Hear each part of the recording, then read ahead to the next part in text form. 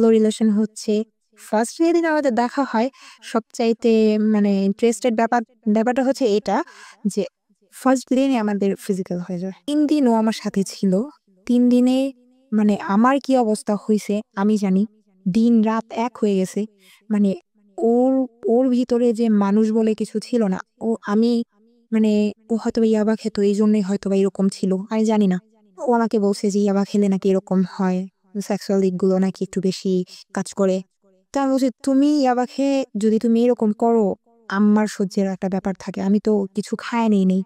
হ্যাঁ, আমি একটা নরমাল মানুষ। আমার আমার খারাপ লাগে।" তো ও কিছু মানতো না। ওর মতো ও করতো। তো না দাঁড়ান, আসার পরে আপনি ওনার সঙ্গে ফার্স্ট মিট করলেন। মিট করি। ফার্স্ট মিট করার পর কতদিন আগে ঘটনা? কবে আসছেন আপনি? এই রোজার ঈদের গত রোজার ঈদের 1 বছর হয়ে গেছে ১ আপনার। বছর প্লাস প্লাস রোজার মধ্যে গত রোজার ঈদের আগের রোজার ঈদ। তো এখন ওর সাথে ফার্স্ট মিট ও আমাকে সামনাসামনি যখন দেখে, আমি যখন দেশের বাইরে ছিলাম মানে এখন আপনি আমাকে যা দেখতেছেন আমি মোটেই এমন ছিলাম না। অনেক সুন্দর ছিলাম, অনেক ফ্যাট ছিলাম। তো ও আমাকে দেখার পর তাকায় আছে। বলতেছে যে আমি যা চাইছিলাম তার চাইতে অনেক বেশি পাইছি। ফাইন। এখানে আবার একটা কথা আছে। একটা হচ্ছে যে আপনি যখন আসলেন তখন আপনি প্রতি মাসে কত টাকা পাঠাতেন ওই সময়? ১৩,০০০। ওই 13,000ই পাঠাতেন। আচ্ছা। ইনকাম তো ভালোই ছিল সবকিছু মিলে। আপনি সবকিছু মিলে ভালোই ছিলেন। হ্যাঁ, ভালো এই ছেলেটার ছিলাম। জন্য আপনার এই অবস্থা হয়ে আপনার দেশে ফিরতে হলো। তার কারণ হচ্ছে ও আমাকে বলছে বিয়ে করবে। সেইজন্য আর আমি আসার সময় আমার বাসার কারো জন্য কিচ্ছু আনি না। জাস্ট আমার আম্মু ও ওনার ছেলেটা বলেছে বিয়ে চেয়ে করবে। আসে। হ্যাঁ। তো কি বলতেছিল? তুমি দেশে চলে আসো, তোমাকে বিয়ে করবে এরকম কিছু? তাড়া দিচ্ছে?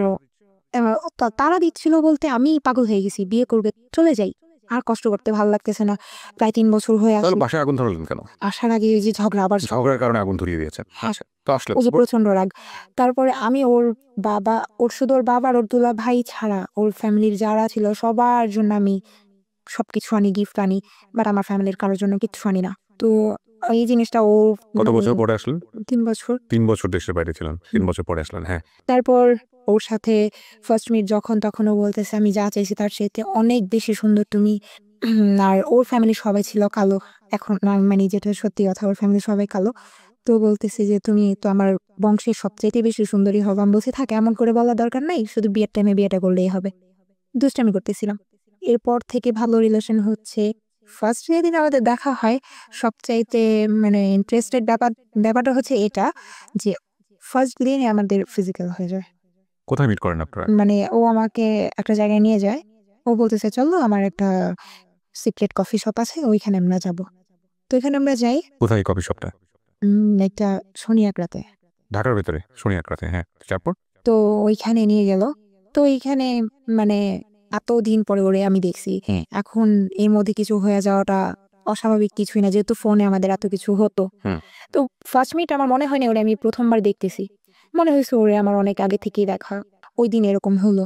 কফি শপের ভিতরে? কফি শপের মধ্যেই। কফি শপ এটা হয় না, কিভাবে? তার মানে কফি শপে অন্যরকম ছিল। অন্যরকম বলতে কফি শপ ডিজাইনটা করা হয়েছে এরকম? ডিজাইনটা করা হয়েছে এরকম মানে আলাদা, আলাদা সাইড ছিল ২ টা। ২ টা সাইডের সোফাগুলো ছিল রাউন্ড সোফাগুলো ঐরকম। যখন ভিতরে কেউ ঢুকতো তারা সোফাটা বন্ধ করে দিত। দেয়ালের সাথে বন্ধ করে দিল এটা জাস্ট ছোট একটা রুমের মতো হয়ে যেত। উপর থেকে খোলা? উপর থেকে খোলা উপরে তো দেয়াল। আচ্ছা। হ্যাঁ। আর এটা বন্ধ করে দিলে আল্টিমেটলি এখানে কেউ এন্টার করতে পারে। ওই পুরাটাই ছিল মানে অন্ধকার লাইক সব dim লাইট জ্বালানো ছিল এরকম। তো ওইটা টোটাল কেউ ডিস্টার্ব করতো না? না। তার মানে এরকম সোফা আল্টিমেটলি এগুলো বানানো হয়েছে যাতে করে এখানে কাপলরা আসে এবং এসব কাজ করে। ওকে। তার মানে আর পার আওয়ার্স করে ৳২০০ করে নেয়। ওখানে পার আওয়ার্স বসলেও ৳200 করে নেবে। তার মানে একদম specially facilitated for this kind of illegal activities. Okay, আমার জানা ছিল না। হ্যাঁ, বলেন তারপর? তারপর ওইদিন এরকম হয়ে যায়। তারপর আস্তে, আস্তে প্রায় সপ্তাহে ২ দিন করে দেখা হতো। আপনার নিজেরও তো একটু ইতস্ততা লাগার কথা। কারণ আপনাকে আমি প্রশ্নগুলো এই কারণেই করছি কারণ আপনি সেই সময় অনেক বেশি ইমোশনাল এবং যে ধরনের পরিবারে বড় হয়েছেন সেখানে এই ধরনের অ্যারোগেন্ট গ্রো করাটাও খুব স্বাভাবিক। কিন্তু আপনি এরকম একটা খোলামেলা জায়গাতে হাজার হলেও এটা তো এক ধরনের চরম পর্যায়ের ক্রেজিনেস না থাকলে এরকম পাবলিক জায়গাতে আপনার জন্য তো এটা ১ম। ভার্চুয়ালি আপনারা এই ধরনের সম্পর্কে জড়িয়েছেন সেটা আলাদা বিষয়। কিন্তু এটা তো একদম এক ধরনের পাবলিকলি এই ধরনের সম্পর্কে জড়িয়ে যাওয়া। দুজনের ফার্স্ট মিট। তার মধ্যে আপনার নিশ্চয়ই এটার মধ্যে সম্মতি ছিল। হ্যাঁ, আমার সম্মতি ছাড়া কিছু হওয়া তো ইম্পসিবল। রাইট। ও কিন্তু ভুল করেছে। সে কারণেই ও কিন্তু আজকে এখানে এসছে। এবং আমি এই না ভুলের চাইলে মাত্রাটা কত বড় আপনারা যখন সামনের দিকে যাবেন তখন বুঝবেন। হ্যাঁ। আমি না চাইলে কোনোদিন এটা হতো না। আর পারতও না। রাইট। তারপর ফার্স্ট ও আমাকে একটা পিল দেয়। ওই দিনই? হ্যাঁ। ওকে। তো আমি আমি ওই পিলটা নেওয়ার পর আমার খুব মানে কেমন যেন লাগে। আমি এটা মানে আমার শরীরে এটা শুট করে না। আপনারা তো বিয়ে করার জন্য এসেছিলেন, তো বিয়ে করার জন্য আসলে বিয়ে সময় নিচ্ছে করবে। তো তারপর ঈদ ছিল। ঈদের এইরকম একটা কাহিনী ঘটে রমজানের মধ্যে, তাও আবার রমজানের মধ্যে রমজানের মধ্যে এরকম একটা খারাপ একটা ব্যাপার ঘটে যায়। তারপর ঈদের ২ দিন পর আমরা আমি বাসায় জানানো হয় যে আমি কক্সবাজার যাব ফ্রেন্ডদের সাথে। তো ওর ফ্রেন্ডদের আগেই পাঠায় দেয়। ও বলে যে আমরা ওর ফ্রেন্ড নিয়ে যাচ্ছি। ওর ফ্রেন্ডরা ওরা আগে থেকেই হোটেলে রুম বুক করে রাখে। তো আমরা এখানে গিয়ে উঠি। বাসের মধ্যেও ঝগড়া লেগে গেছে। এরকমই হয়। তো আমার মন খারাপ। ওইখানে যাওয়ার পর মানে এমন একটা অবস্থা হইছে, মানে ও যে এতটা পাগল, আমি রুমে ঢুকতে দেরি, এতটা জার্নি করে আসছি, ওর আমার উপরে ঝাঁপায় পড়তে দেরি নেই। এক কথায় না বলে পারলাম না। মানে আলটিমেটলি বিষয়টা ছিল এরকম যে আপনারা ওখানে গিয়ে পার্সোনালি টাইম পাস করবেন। হ্যাঁ, ওকে, তো কাজ আপনি ফিরবো। ওকে তো ওইখানে গেলাম। রোজ একটানা মনে হয় ৩ দিন ছিলাম। রোজই মনে হয় মানে ওই ঝগড়াটাই হচ্ছে বেশি। কাছাকাছি থেকে ঝগড়া হচ্ছে? ঝগড়াও হচ্ছে। কিসের ঝগড়া ছিল? কি বিষয়ে ঝগড়া হতো? এই ছোটখাটো ব্যাপার নিয়ে ঝগড়া লেগে যাচ্ছে। আচ্ছা, কথাই মিলছে না। তো এর মধ্যে আমি ওকে একটা কথা বলছিলাম যে, "যাই করো আমার সামনে করবা। তুমি যত বড় অপরাধ করো আমার সামনে যদি করো আমি তোমাকে মাফ করে দেব। আমার পিছনে কিছু করবা আপনার না।" সন্দেহ হতো ও কোনো অপরাধ করে? ওই যে নেশাগ্রস্তর নেশানিত ব্যাপার, ইয়াবা কোনো মেয়ে নিচ্ছেন? কোনো ব্যাপার, হ্যাঁ। তখন ও আমাকে আর ওর সবগুলো টাকা আমার কাছে ছিল। তো একটা জিনিস ভাল লাগতো, যখন টাকা লাগতো মানে ওই জায়গায় থাকাকালীন আমার কাছে টাকা যেত যে, "দাও।" আর একটা কথা ও আমাকে বউ বলে ডাকতো। হুম। বউ আমার টাকা এরপরে অনেকেই বউ বলে। হ্যাঁ, যে আমার টাকা লাগবে, আমি এটা করব। তো একদিন আমি বলছি, "কি করবা?" বলছে, "ড্রিংকস করবা।" আমি বলছি, "আচ্ছা তোমার ফ্রেন্ডরা আছে? আচ্ছা ঠিক আছে করো, বাট আমার সামনে।" বলতেছে, "তোমার সামনে কেমনে?" আমি বলছি, "তোমার আমি বলছি যে যা করবা আমার সামনে করবা, আমি কিচ্ছু বলব না।" তো ওর ফ্রেন্ডদের রুমে আমাকে নিয়ে যায়। আমার সামনে ওরা সবাই মানে রুমের ভিতরে ঢুকার পর আমার জাস্ট এই মানে মনে হইছে আমি সেন্সলেস হয়ে যাব। কেন? ওরা প্রচন্ড পরিমাণের ইয়াবা খাইছে রুমের মধ্যে। মানে আমার বয়ফ্রেন্ড না, ও তো পরে আসছে। হুম। ওরা সবাই মিলে মানে ওই গ্রুপটাই ছিল এরকম। কি হোটেলের রুমে? হ্যাঁ, তো ও ঢুকার পরে আমার এত খারাপ লাগতেছিল, আমি না পেরে আমি বারান্দায় চলে গেছি। তারপর আবার ঘরে আসলাম যে এত ভাল লাগতেছে না, কতক্ষণ বারান্দায় থাকা যায়। তারপর একটা পর্যায়ে ও আমার সামনেই ইয়াবা খাওয়া শুরু করলো। ড্রিংকস করলো। করার পর আমাদের রুমে চলে গেলাম। তো ৩ টা দিন মানে ও নিজে মানে এই কথাগুলো বলতেছি এইজন্য যে ও যদি কখনো এটা শুনে, ও হয়তোবা নিজের মন থেকে হইলেও ও মানবে যে হ্যাঁ, এটা ও করছে। যে ও জানতো যে আমার লাইফের ফার্স্ট ওই ছিল। কারণ ৩ দিন ও আমার সাথে ছিল। ৩ দিনে মানে আমার কি অবস্থা হইছে আমি জানি। দিন-রাত এক হয়ে গেছে। মানে ওর ওর ভিতরে যে মানুষ বলে কিছু ছিল না। আমি মানে ও হয়তোবা ইয়াবা খেত এইজন্যই হয়তোবা এরকম ছিল। আমি জানি না। ও আমাকে বলছে যে ইয়াবা খেলে নাকি এরকম হয়। সেক্সুয়াল দিক গুলো নাকি একটু বেশি কাজ করে। তো আমি বলছি, "তুমি ইয়াবা খেয়ে যদি তুমি এরকম করো, আমার সহ্যের একটা ব্যাপার থাকে। আমি তো কিছু খাই নেই। হ্যাঁ, আমি একটা নরমাল মানুষ। আমার খারাপ লাগে।" তো ও কিছু মানতো না। ওর মতো ও করত। তো একটানা ৩ দিন এরকম, তারপর আমি প্রায় সিক হয়ে যাই এরকম অবস্থা। মানে অমানসিকভাবে চলতে থাকে বিষয়গুলো। হ্যাঁ, এগুলো চলতে থাকে। আমারও ইচ্ছা ছিল আমি কখনো ওরে মানে ওর মন খারাপ হোক, ওর ভালো লাগে না বা ওর কষ্ট পাক এমন কিছু কাজ আমি কখনোই করতাম না। থাক আমার কষ্ট হোক, ও যা খুশি করুক। তো ওইখান থেকে যখন আমরা দেশে মানে ঢাকা আসি, তারপর ও ওই ফার্স্ট আমাদের ছবি তোলা। ছবি তোলা বলতে? মানে যখন ফিজিক্যাল হচ্ছে, কক্সবাজারে গিয়ে। হ্যাঁ, তখন কি করেন আপনারা? এগুলো ভিডিও করেন? ও ভিডিও করতেছে। আপনার কি ও আপনার ভিডিও সম্মতি ছিল করতেছে। সেটাতে? আমার সম্মতি ছিল।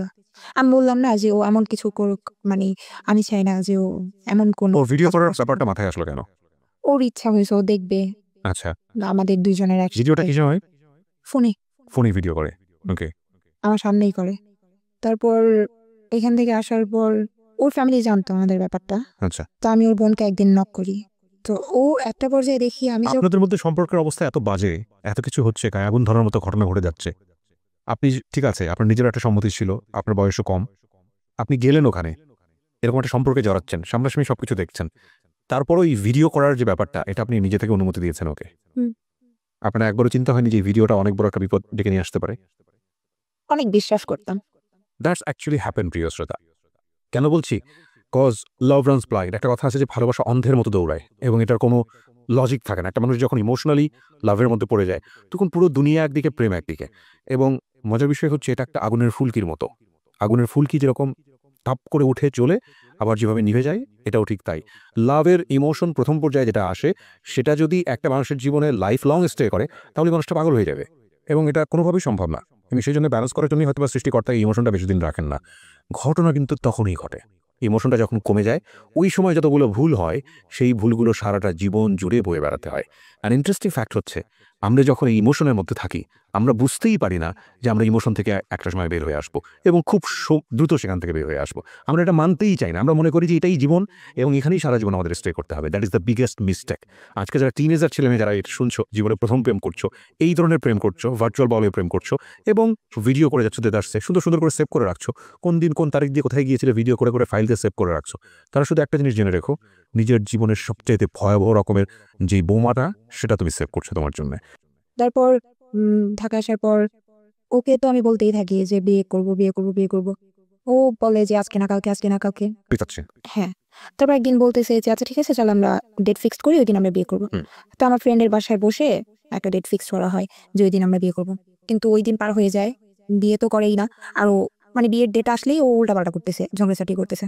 তো এরকম কিছু হলে এর মধ্যে হঠাৎ করে একটা জিনিস দেখি যে আগে ঝগড়া করতো, ঝগড়া করতে করতে এমন একটা ব্যাপার চলে আসছে যে এখন আমার গায়ে হাত তুলে।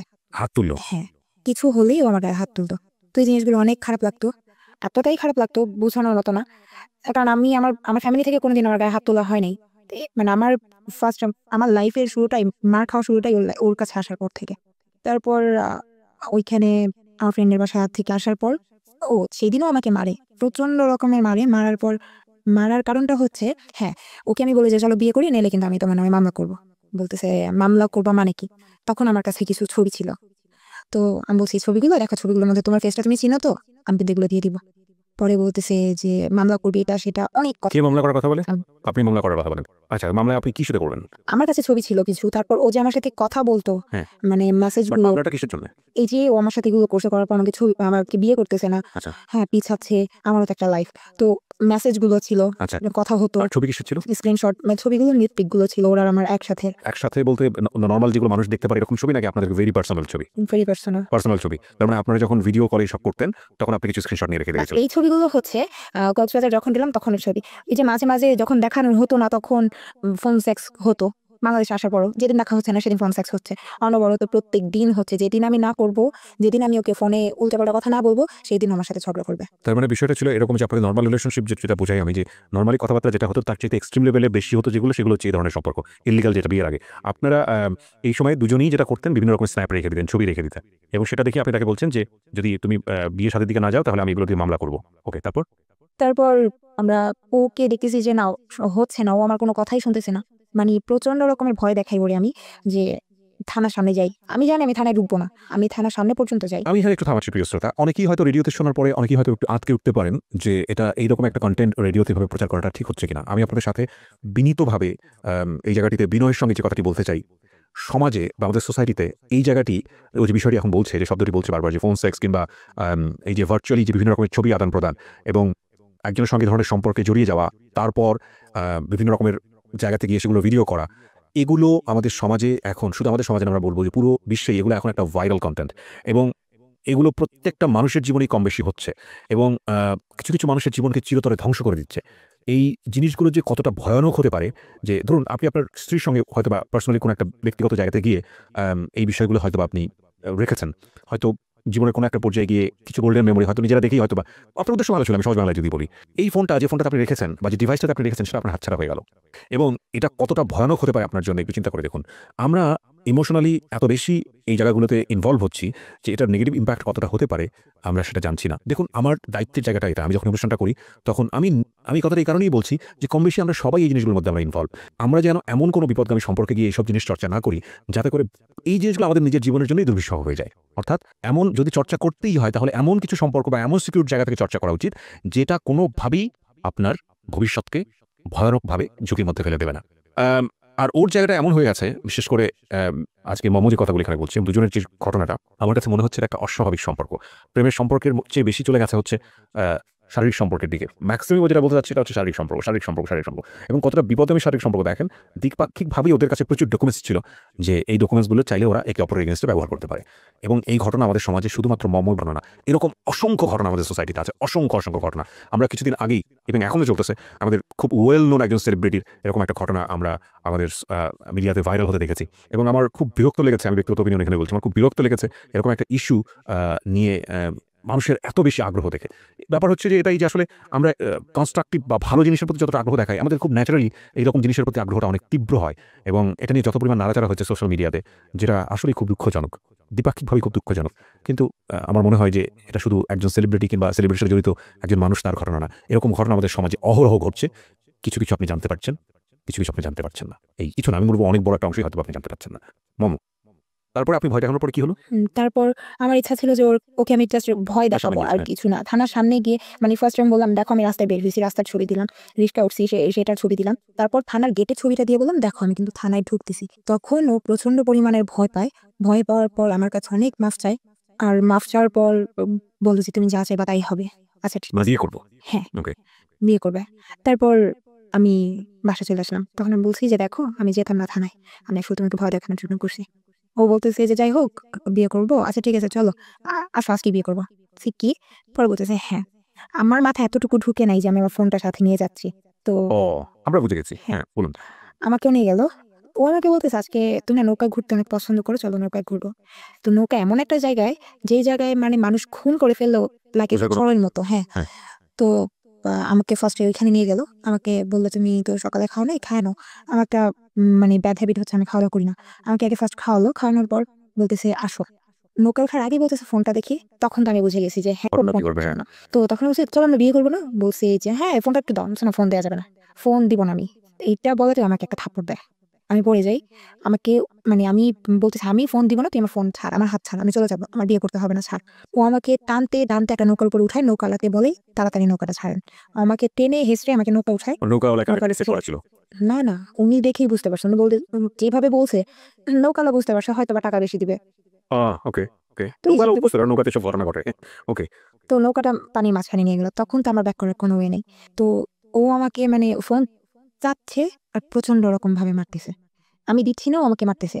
মানে আমার এমন অবস্থা হয়েছে, আমি নৌকার মধ্যে আমি প্রায় সেন্সলেস হয়ে যাবো অবস্থা। মানে কতগুলো থাপ্পড় দিছে আমার মনে নেই, কিন্তু মানে আমার অবস্থা খুব খারাপ হয়ে গেছে। তারপর ফোন দিলাম, ও মানে লক করা ছিল, বাটন দেওয়া ছিল, ওইটা খুলতে পারতেছে না। তো আরো রাগ, আমি নিয়ে ফোন চাইছিস, ফোন দিছি। এখন ওইটার জন্য আরো রাগ, আরো বেশি মার শুরু করছে। এখন আমি এক পর্যায়ে সহ্য করতে না পেরে ওর পায়ে ধরছি, প্লিজ আমার এইভাবে মাইরো না, আমি ফোনের লক খুলে দিচ্ছি, আমি আর সহ্য করতে পারতেছি না। তো পা ধরে পর বলতেছে তুই পা না ধরে তুই ফোন খোল। তারপর আমি মারতেছে আর বলতেছে। তো তারপর আমি মাফ টাফ চেয়েছি, দেখো তুমি আগে মারা বন্ধ করো, আমি দিচ্ছি। তারপর ফোনের লকটা খুলে দিলাম, ও সব কিছু ডিলিট করলো। সবকিছু ডিলিট করার পর ওর আমার ফোনের মধ্যে ওর জিমেল অ্যাড করলো, যেন আমি কি করি না করি সব যেন ও দেখতে পারে। তো যাই হোক আমি জিমেল মানে হচ্ছে গুগল ড্রাইভের লিঙ্কটা করে দেওয়া, তার মানে আপনি ছবিতে যা তা তুলবেন ওর পার্সোনাল ড্রাইভে গিয়ে সেভ হবে। হ্যাঁ, তারপর বলতো যে তখন সেই দিনও মানে যখন ডিলিট করলো ওর মন শান্তি হলো, তখন ওই অবস্থায় আমাকে আদর টাদর করে চলো চলো চলো থাক, আর কোনোদিন মারবো না, মাফ করে দাও বলে আবার সেই কফি শপে, আবার কফি শপে নিয়ে গেল। ওইখান থেকে আবার কফি শপে নৌকা থেকে গিয়ে আবার সে অকাম। তারপর ওইখান থেকে আমার তো অবস্থা অনেক খারাপ, আমার ফ্রেন্ডের বাসায় নিয়ে গেল। প্রিয় শ্রোতা, ওর দিকে আঙুল তুলবেন না। আমি জানি যে অনেকেই কমেন্টস করছেন, আজে বাজে কথা বলছেন ওর দিকে। প্লিজ একজন মানুষের দিকে আঙুল তোলার আগে নিজের দিকে আঙুলটা তোলেন। ও কিন্তু এখানে সেলিব্রিটি হতে আসে নাই, হ্যাঁ, ও আপনাদেরকে সচেতন করার জন্য আসছে। ওর জীবনে তো সব করেছে, এমন হতে পারে যে এর চেয়ে ভয়ানক ঘটনা নিয়ে আপনি হয়তো গল্পটা শুনছেন। সুতরাং ওকে জাজমেন্টে যায় না, আপনারা নিজেরা সতর্ক হন। এবং এমনও হতে পারে যে যে মেয়েটি আজকে শুনছেন তার ঘটনা হয়তো বা এর চেয়েও ভয়ানক রকমের, যাতে বিপদে না পড়েন সেই জন্য এটা প্রচার করা হচ্ছে। সুতরাং ওর দিকে আঙুল তুলেন না, নিজেরা সতর্ক হন। ওকে ধন্যবাদ দেন যে ওর নিজের জীবনের এত বড় একটা ঝুঁকি নিয়ে হলেও আপনাদেরকে বলে আজকে লাখ লাখ মানুষের সামনে কালার হয়েও আপনাদেরকে সতর্ক করতে এসছে। জি বলুন।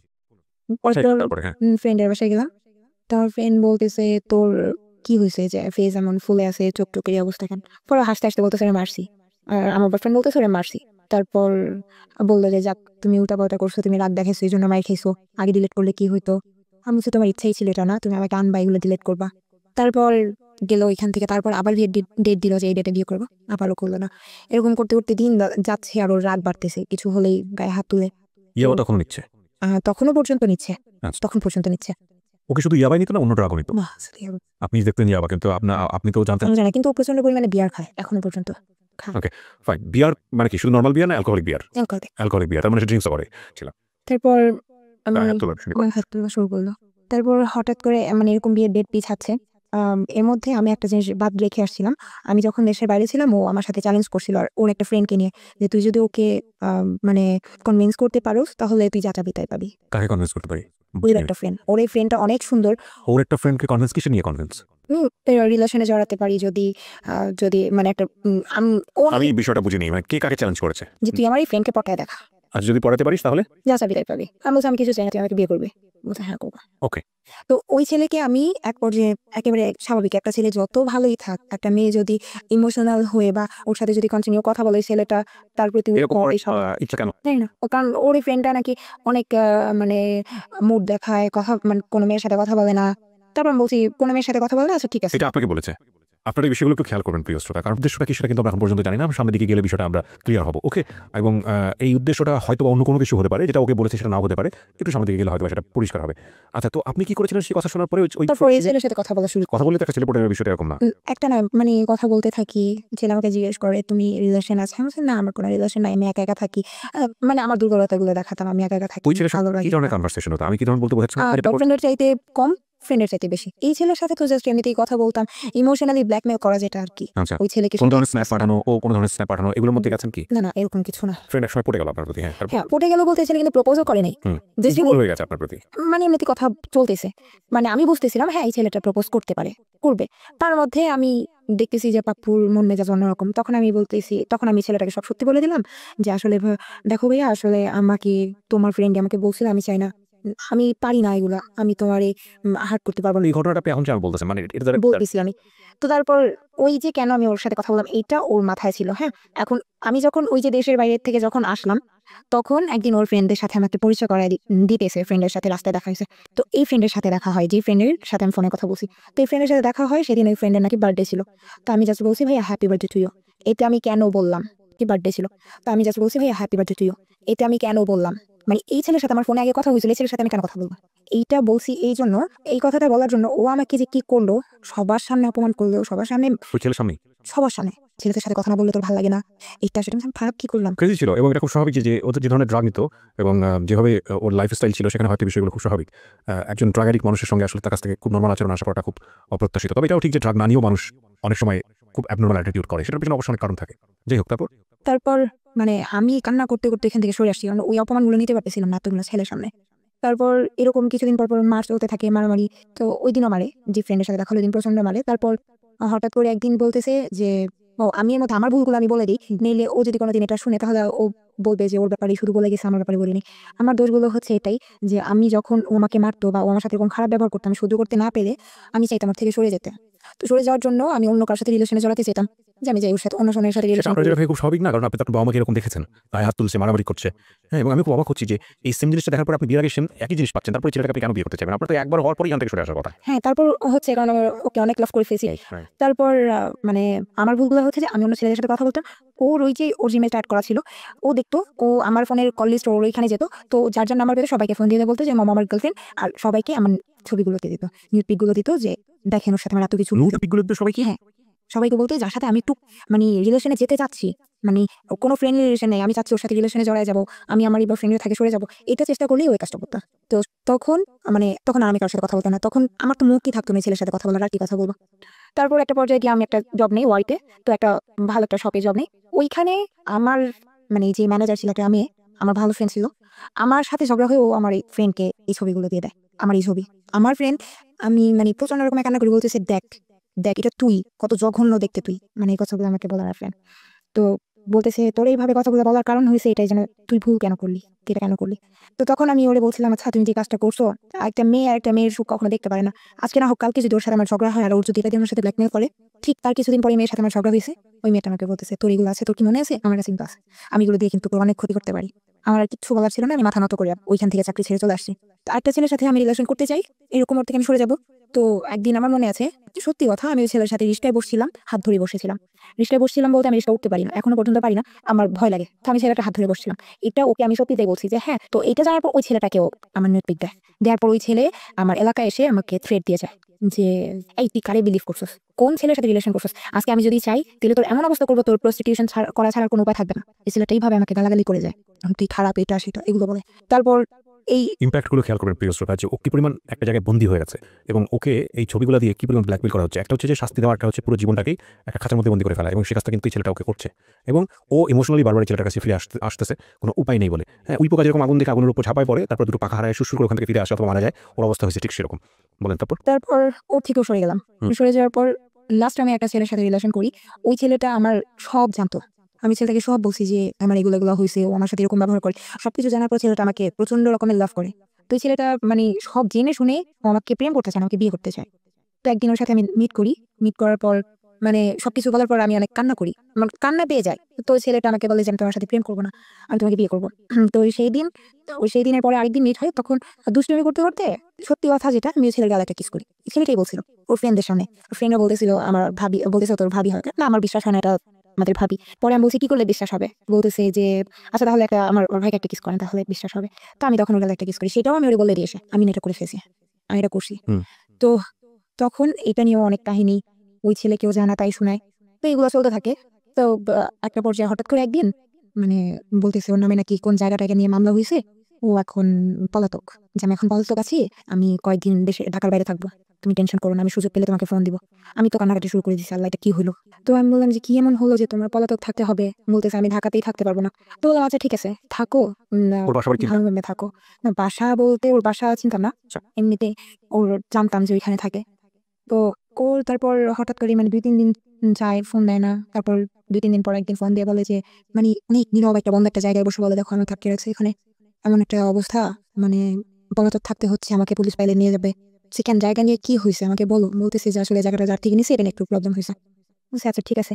তারপরে একটানা ২ সপ্তাহের মতো কোনো নেই, খবর নাই, একেবারে টোটালি কথা বন্ধ। হঠাৎ একদিন এই কথা বন্ধের এই মাঝখানে হঠাৎ একদিন আমি খাওয়া দাওয়া করতেছি, মানে কেন জানি আমার খাবার নামতেছে না গলা দিয়ে, খেতেই পারতেছি না, এত খারাপ লাগতেছে, মানে বুঝাইতে পারবো না, কেমন যেন লাগতেছে। তোর ফোন দিতেছি, ফোন কোনোভাবেই পাচ্ছি না। তারপর আমি ওর ফ্রেন্ডের দোকান চিনতাম এলিফ্যান্ট রোডে, তো আমি ওর ফ্রেন্ডকে ফোন দিয়ে বললাম তার কিছুদিন পরে, মানে ২ সপ্তাহ যখন শেষ, বললাম যে আসলে আমি তোমার সাথে একটু দেখা করতে চাই। পরে বলতেছে আচ্ছা ঠিক আছে আসো। আমি দোকানে গেলাম, বললাম যে তুমি একটু ওরে ফোন দিয়ে আসতে বলো, আমি আসতে তুমি বললো না। পরে বলতেছে আসতে বললে এখন তো পারবো না, আমার দোকান বন্ধ হলে তারপর আসতে বলবো, তুমি বসো। তো দোকান বন্ধ হতে তখনও ৪-৫ ঘন্টা বাকি, আমি একটানা ৪-৫ ঘন্টা বসে আছি ওইখানে। পাশে আবার ওর আরেক ফ্রেন্ডের দোকান ছিল, তো ও আপুকে ফোন দিয়ে বলতেছে যে তুই মানে ওই ফ্রেন্ডের দোকানে আয়। কোথায় দোকান? আমি আসতেছি এলিফ্যান্ট রোড। এলিফ্যান্ট রোডে কিসের দোকান? কম্পিউটার, আচ্ছা, আলটিমেটলি হচ্ছে ওর ফ্রেন্ড হচ্ছে কম্পিউটার দোকান। কম্পিউটারের দোকান ছিল। তো এখানে বসে আছি, এখন ও বলতেছে যে অনেকদিন যাবত কথা হয় না, এখন ও বলতেছে যে পাপু একটু তুই আয়, দোকানে আয়, তোর সাথে দরকার আছে। তো অন্য একটা ফ্রেন্ডের দোকানে ও আসছে শুনলাম। তো এখন আমি এই ফ্রেন্ড যার কাছে আমি আসলাম, আমি তাকে বলতেছি যে ও আসছে, বলতেছে চলো তুমি। তো আমাকে নিয়ে গেলো, আমি মানে এতদিন যাবত যে কথা হচ্ছে না বা ঝগড়া হয়েছে, আমি সবকিছু ভুলে গিয়ে আমি দৌড় দিছি, দৌড় দিয়ে ওর সামনে যে বলতেছি তুমি আসছো।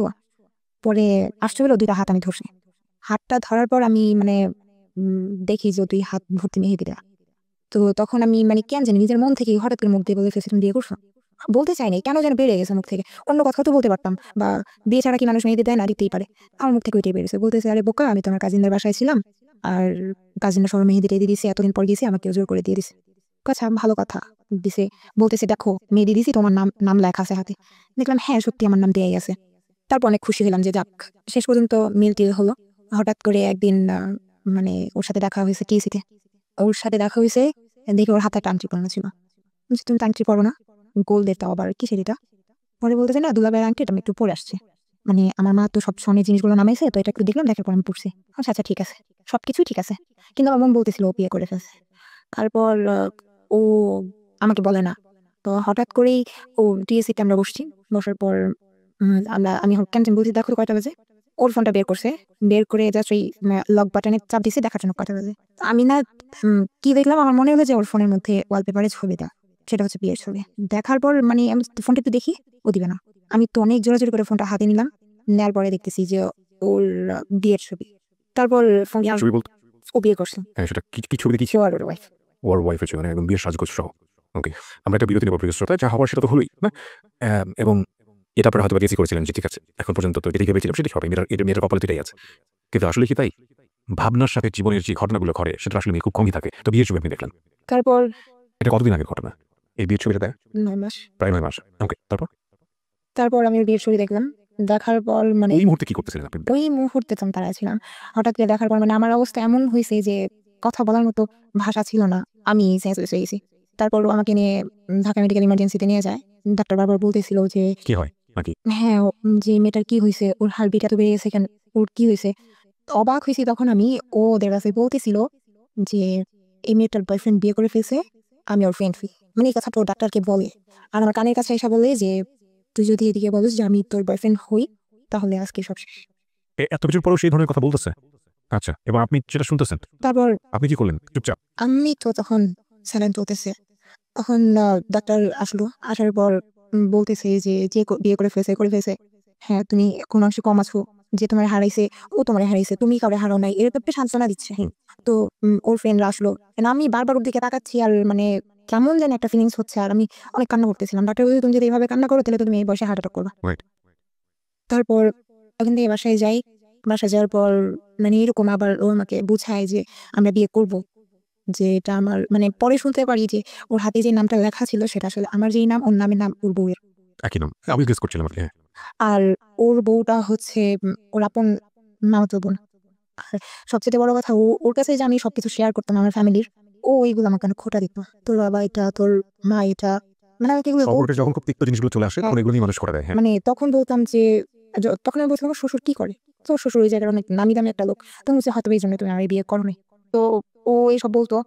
আর তারপর ওর You can, no, no, no, he can cry. আপনি আরামসে, আপনি যদি কাঁদতে চান কাঁদতে পারেন। কোনো সমস্যা নাই। রিল্যাক্স। তারপর ও বলতো যে তোর মতো ফকিন্নিকে আমি কেন বিয়ে করব? হুম। তোর মতো ফকিন্নিকে আমি কেন বিয়ে করব? তোর বাবা ২ বিয়ে করছে। এটা সেটা। বিয়ের পরে বলতো? হুম। তারপর বোঝাইতো যে আমি আমি ওরে ছেড়ে দিব। আমি ওরে চাই না। আমার বাবা-মা জোর করে আমাকে বিয়ে দিছে। বলতেছে জানো সবকিছু হঠাৎ করে হয়ে গেছে। জোর করে বিয়ে দিছে। আমি বিয়েটা করতে চাই নাই। তারপর বলতেছে আচ্ছা ঠিক আছে তোমার সাথে তোর যা হওয়ার হয়েই গেছে। বলতেছে বিশ্বাস করে ওর সাথে আমার ফিজিক্যাল হয়নি। আমি বলছি বিয়ে করছো ফিজিক্যাল হয়নি। বলছে না কাবিন হইছে ওর বাসায় আমি আমার বাসায়। আমি বলছি আচ্ছা ঠিক আছে। তো এরকম হঠাৎ করে একদিন ওর ফোনে আমি দেখলাম যে ওর বউর রুমে বসা মানে বাসর রাতের ছবি যেটা বিয়েতে তোলা হয়। আপনার সাথে তার মানে রেগুলার মিশতো বিয়ের পরেও? মিশতো? হ্যাঁ। তারপর ওই ছবিটা দেখার পর আমার ঐদিন অনেক অবস্থা খারাপ হয়ে যায়। মানে যখনই এগুলো দেখি তখনই তো আমার প্রায় অনেক খারাপ অবস্থা হয়ে যায়। তারপর ওর এগুলো দেখার পর আমি বলছি যে, "তুমি সবকিছু বাদ দাও। তুমি যদি আমার বিয়ে করা হয় তুমি ডিভোর্স করো।" ও বলতেছে, "হ্যাঁ, আমি ডিভোর্স করে তোমার বিয়ে করব।" তো আর সবচাইতে কি যে ওর সাথে যখন ঝগড়া হয়, ও আমাকে বলে যে, "তুই আমি ছাড়াও তোকে অনেক ছেলেরা ইউজ করছে।" তখন আমি বলছি, তুমি দেখছো, তুমি নিজে জানো, তোমার মন জানে যে আমি কি ছিলাম।" যেই ছেলেটা কন্টিনিউয়াসলি এসব কাজ করতো এবং আপনাকে সেই গল্পটা বলতো, সেই ছেলের মুখ দিয়ে ধরনের কথা বেরোতো কিভাবে? এবং আপনি সেগুলো আবার ডিফাইন করতেছেন কিভাবে? মানে আপনি সেগুলো ডিফাইন করতেন কেন? তারপরেও আপনি ওর কাছে জায়গা চাইতেন যে বিয়ের পরেও যদি একটু জায়গা হয় বা এরকম সম্পর্কটা যদি স্বাভাবিক থাকে। মানে আপনার টার্গেটটা কি ছিল বলেন তো? ফ্র্যাঙ্কলি বলেন। মানে আপনি নিজেকে ছোট মনে করেন না। হয় ইমোশনালি হয়। বলেছি যে যাই হোক, আমি ওরে বলছি যে, "দেখো, আমি আমার সংসারে কখনো সুখ দেখি নাই। আমি চাই যে আমার একটা সংসার হোক। আমি ভালো থাকি। আমার বাবা-মা যেটা করছে সেটা যেন আমার সাথে না হয়।" হুম। ওরে আমি অনেক রিকোয়েস্ট করেছি, "দেখো আমি ছোটবেলা থেকে বাবা যতটুকু সুখ দেখ সেটা বড়।" আচ্ছা, আমি আপনাকে থামাচ্ছি। আপনি কি বলতে পারেন ওকে আমি জানি। কিন্তু ৯ মাসের ঘটনাটা আমি আনতে চাই। যে ৯ মাসের বিয়ের পরেও আপনি ওর সাথে একটা সম্পর্ক মেইনটেইন করেছেন, রাইট? আচ্ছা। এই সম্পর্কটা মেইনটেইন করেছেন, ও আপনাকে কি কথা দিয়ে সম্পর্কটা মেইনটেইন করেছে? বিয়ে করবে আপনাকে? বিয়ে করার সিস্টেমটা কি হবে? ওর ওয়াইফকে ডিভোর্স দিবে? হ্যাঁ, আচ্ছা, এই ছেলেটা করে কি আসলে? পেশায় কি করে? কিছু করে না। আপনি এটা জানতে পেরেছেন। আমাকে কয়েকটা জিনিস বলেন। আপনি অনেক বিবেকবান মানুষ, আমি বিশ্বাস করি। ২২-২৩ বছর বয়স আপনার। একটা হচ্ছে ছেলেটা কিছু করে না। ২ হচ্ছে এই ছেলেটা ড্রাগ নেয়। ৩ হচ্ছে এই ছেলেটা এই অনেকগুলো মেয়ের সাথে এ ধরনের সম্পর্ক ছিল। ৪ হচ্ছে আপনি তাকে যতটুকু কাছে থেকে মিশে দেখেছেন, সে যতটা ফিজিক্যালি আপনার সাথে ইনভলভ, ততটা মেন্টালি ইনভলভ না। আপনার সাথে কথাবার্তা বলে আমার কাছে যেটা মনে হচ্ছে। ৫ হচ্ছে সর্বশেষ পেরেক যেটা, সেটা হচ্ছে একটা মেয়েকে সে আপনাকে না জানিয়ে বিয়ে করেছে এবং মিথ্যা কথা বলেছে। মামলার কথাটা মিথ্যা ছিল, রাইট? হ্যাঁ। ওকে। এত কিছুর পরেও আপনি তাকে জায়গা দিচ্ছেন কেন আপনার কাছে? এই প্রশ্নের উত্তরটা শুধু আপনি আমাকে দেন। যা মনে আসে। মানে আমি আপনাকে দোষ দিচ্ছি না। মন থেকে যেটা আসবে সেটাই বলেন। লাভ করি তাই। এক্স্যাক্টলি। লাভ করেন তাই ঠিক এটা না। এটা লাভ না। এটা আমি বলি ইমোশন, ব্লাইন্ড ইমোশন। লাভ করেও মানুষ যুগের পর যুগ সেই মানুষটার কাছ থেকে দূরে থাকতে পারে। এটাও লাভ। কিন্তু এটা একটা ইমোশন এবং এটা খুব মারাত্মক রকমের ভুল একটা ইমোশন। আমরা যখন এই ইমোশনের মধ্যে থাকি আমরা বুঝি না যে এটা ভুল। এটাই হচ্ছে সবচেয়ে বড় কথা। এবং এটা মেয়েদের সাইড থেকে খুব বেশি হয়। আমি আজকে ফ্র্যাঙ্কলি কথাটা বলতে পারি কারণ তারা খুব বেশি আবেগপ্রবণ হয়। এবং একটা কথা আছে না যে আমার এক বন্ধু বলেছিল একসময় যে একটা মেয়েকে যদি খুব সুন্দর করে যদি ডিরেক্টলি প্রপোজ করো, I want to make something special time with you, মেয়েটা তোমার ঠাস করে একটা চল লাগিয়ে দেবে। কিন্তু তুমি যদি খুব সুন্দর করে ৫টা কবিতা নিয়ে গিয়ে তাকে যদি লিখিয়ে বলো যে আমি আসলে এই ধরনের একটা সময় চাচ্ছি তোমার কাছে, সে তোমাকে সময়টা দিবে। Because naturally they are like this. So ওই জায়গাটা থেকে একটা মেয়ে হয়তো ভুল করাটা স্বাভাবিক, কিন্তু কিন্তু ভুলের তো একটা লেভেল থাকে। আমরা মোমোর দিকে আঙুল তুলতে যাই না, এরকম ভুল হয়, অনেক মানুষেরই হয়। আপনি এখনো কি তাকে লাভ করেন, মানে তাকে নিয়ে আপনি এখনো ঘর বাঁধার স্বপ্ন দেখেন? মানে এত কিছুর পরে, বিয়ের আগে আপনার গায়ে হাত তোলা, আপনাকে বাদ দিয়ে একটা মেয়েকে বিয়ে করা, এত খোঁটা দেওয়া, এত কিছু করা, তারপরেও আপনি ওকে নিয়ে সংসার করার চিন্তা করছেন এবং সেটা আপনার জীবনের একটা পূর্ব অভিজ্ঞতা আছে আপনার বাবা মাকে নিয়ে, তারপরেও মানে এতটা বেশি ইমোশনাল কি আসলে হওয়া উচিত? কি পেয়েছেন জীবনে, কি পেলেন এটা করে আসলে? ও ওয়াইফ জানে আপনাদের সম্পর্ক? সবাই জানে। আমার বোনকেও একদিন আমাদের ছবি মানে আমি না পেরে যে আপু ওর বিয়ের আগে যে আপু দেখো তুমি তো একটা মেয়ে মানুষ, তুমি বুঝছো ওর ছাড়া আমার পক্ষে সম্ভব না। ওর বোন আমাকে বলছে যে তুমি যদি ভালো মেয়ে হতো তুমি কোনোদিন এটা করতে না। আমার ভাষা সবাই মেয়েদেরকেই দোষটা দেয়, সবাই মেয়েদেরকেই দোষটা দেয়। এটা তো আসলে আমাদের সমাজের একটা নিয়ম হয়ে গেছে। মনে করে সবাই যে একটা মেয়ে যদি না চায় তাহলে এটা সম্ভব না। হ্যাঁ, হয়তো কথাটা সত্য, কিন্তু দ্বিপাক্ষিকভাবে জিনিসটা আসলে অপরাধী হওয়ার মতো বিষয়। হ্যাঁ, তোর ওয়াইফ জানে বিষয়টা, বিয়ের আগে জেনেছে না বিয়ের পরে জেনেছে? বিয়ের আগে থেকে সবাই জানতো, ওর ওয়াইফও জানতো বিয়ের আগে থেকে? সবাই জানতো। তারপর ওকে বিয়ে করেছে? তো ওর মানে বিয়ে হয়ে যাওয়ার পর আমি বলতেছি দেখো ওর বাবার তো সব আছে। আমি ওরে বুঝিয়েছি ওর বাবার সব আছে। ওর চাইলে ওর এখন উঠে আনো নাই। ওর বাবা চাইলেই ওকে অনেক ভালো একটা জায়গায় বিয়ে দিতে পারবে, বা ও ডাক্তার হবে, ওর অনেক ইচ্ছা, ওর স্বপ্ন। তো তুমি ওর ডাক্তার হতে দাও, চলো আমরা বিয়ে করে ফেলি। আমার বাবার তো কিছু নাই, আমার তো কিছু নাই, আমি তো শুধু তোমার চাইছি। কারণ আমি আমার ফ্যামিলি থেকে সুখ চাইনি। আর তোমার ওর হ্যাঁ ওই বলে অনেক বড় লোক, ও ঠিক আছে। ও বলে হ্যাঁ তোমার আমি পাগলের মতো লাভ করি, এটা সেটা। আমি দেশে আসার পরও স্যাভলন খাইছি, তাও সেটা ওর ভিডিও কলে ওর সামনে, ও বলে আমার সামনে খা না, ঠিক আছে, আপনি যা করছেন ওর সাথে ভিডিও কল করেছেন আপনি, এগুলা বুঝতে পারছি। কিন্তু ও কি আপনাকে বিয়ে করবে এরকম কোনো কথা দিয়েছে? দিচ্ছেই তো। দিচ্ছে। আপনি কি চান ওকে বিয়ে করতে? না আমি যেখানে আমার কাজিন, আমার ছোট বোন, আপন ছোট বোন, ওর কাছে পর্যন্ত আমার এই ছবিগুলো গেছে। মানে এখন সবার কাছে ছবি টবি যাওয়া শেষ? শেষ। এখন আমি আমার ছোট বোন আমার সাথে কথা বলে না, আমার কাজিন আমার সাথে কথা বলে না। ইভেন একদিন ও আমার আব্বুকে ফোন দিয়ে, মানে ওর সাথে আমি বেরিয়েছি, ও আমার আব্বুকে ফোন দিয়ে বলে মেয়ে কোথায় যায় কোনো খবর রাখেন? আপনার মেয়ে খারাপ, এটা সেটা, আপনার মেয়ে ছেলেদের সাথে এগুলো করছে, আপনার মেয়ের ছবি দেখবেন। ছি, ছি, ছি। আমার আব্বুকে বলে যে আপনার মেয়ের পিক দেখবেন আপনি। আমাকে মানে বলে যে তোর আমি পর্ন স্টার না। আমাকে এগুলো বলে ও, কি, কি আছে ওর কাছে? সবকিছু। কি পরিমাণে আছে? এখন আর ব্ল্যাকমেল করে না এগুলো দিয়ে, কিন্তু আছে, এগুলো ওর কাছে আছে। আপনি কোনো অ্যাকশন নেননি কেন? ওর কোনো ক্ষতি হোক আমি এটা চাই না। আমি এখনো চাই না ওর কোনো ক্ষতি হোক। আর এই জন্য বলতেছি যদি পারেন প্লিজ ওর নামটা যেন না উচ্চারণ হয়, ওর নামটা যেন না আসে। তাহলে তো ওর ফ্যামিলির কেউ এটা শুনলে বুঝে যাবে, কারণ ওর ফুল ফ্যামিলি স্টোরিটা জানে। ওর ফুল ফ্যামিলি জানে স্টোরিটা? ফ্যামিলির দিক থেকে কোনো ধরনের কোনো অ্যাকশন নেওয়া হয়নি? ও ফ্যামিলি কোনো অ্যাকশন নেয়নি? ওই যে শুনো আমার আমার ফ্যামিলির ব্যাকগ্রাউন্ড